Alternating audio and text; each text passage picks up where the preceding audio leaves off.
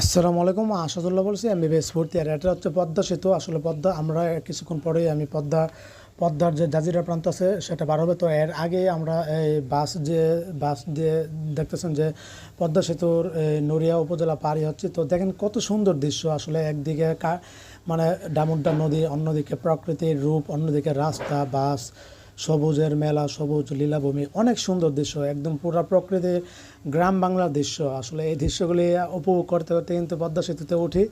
তো আসলে এখন আমি যে বাসে আছি এটা হচ্ছে পদ্মা ট্রাভেলস বাসে দিয়ে আমি পদ্মা সেতুতে পাড়ি দিব, পদ্মা সেতু।